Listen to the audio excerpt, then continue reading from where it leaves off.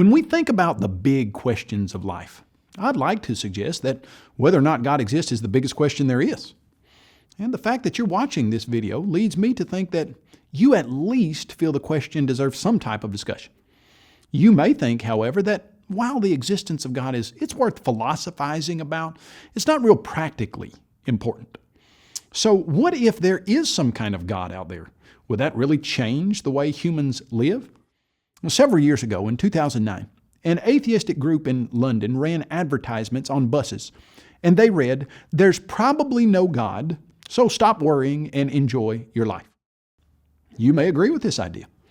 And you may believe that even if there is a slight chance that God exists, it's a better way to live to assume He doesn't, and just enjoy your time here. I'd like to explain why I believe the idea of God to be an extremely important idea, in fact, the most important. You see, if there is no God and we humans have evolved from mere matter over billions of years, then that means our physical lives on this planet are all we will ever have. Our lives began when we were conceived, and they'll end completely when our bodies die, and that will be the ultimate end of us.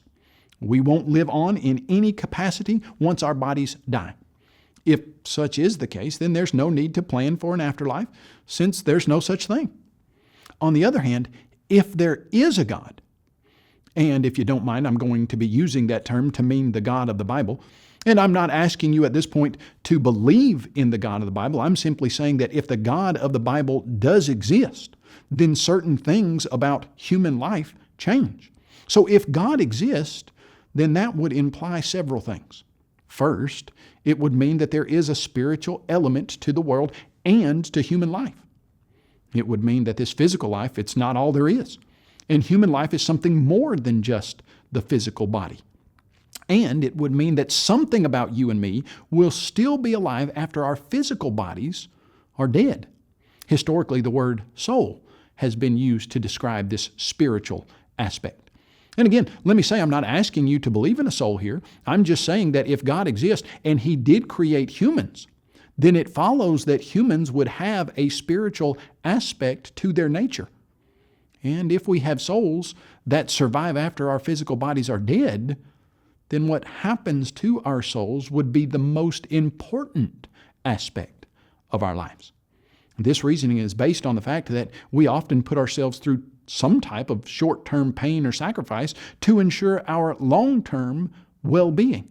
We get painful shots that only last a few seconds to ensure immunity from disease that could last decades. Jesus once stated, "What does it profit a man if he gains the whole world and loses his own soul? Or what shall a man give in exchange for his soul?" There again, I'm not asking that you believe in Jesus at this point.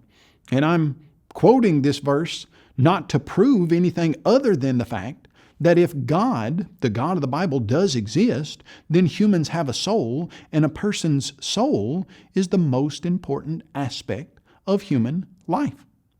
Along these lines, I'd like to draw your attention to some statements made by a man named Penn Jillette. He's a well-known atheist, and he stars in a show on HBO called Penn and Teller. And he has one YouTube post where he tells a story about a man that he met at a show. And this man approached him in a kind way and gave him a Bible.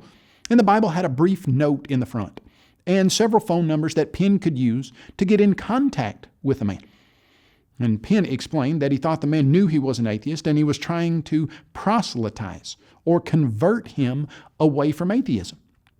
And about the man, Penn Jillette said he was really kind and nice and sane and looked me straight in the eye and gave me this Bible. He was polite and honest and sane and cared enough about me to proselytize. He went on to say, and I've always said, I don't respect people who don't proselytize. If you believe that there is a heaven and hell, and people could be going to hell or not getting eternal life, and you think that it's not really worth telling them this because it would make it socially awkward, how much do you have to hate a person? How much do you have to hate someone not to proselytize?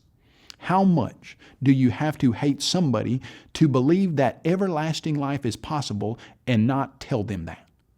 Those were the words that Penn Jillette use to express his thoughts.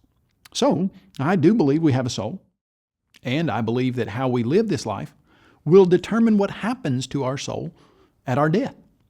As Penn Jillette recognized, it would be unloving, even hateful, for me not to attempt to convince you of these things. I sincerely believe that everlasting life after our physical death is possible to everyone. And because of that belief, I think it's worth taking the time to engage you in this discussion about the importance of God and the importance of your immortal soul.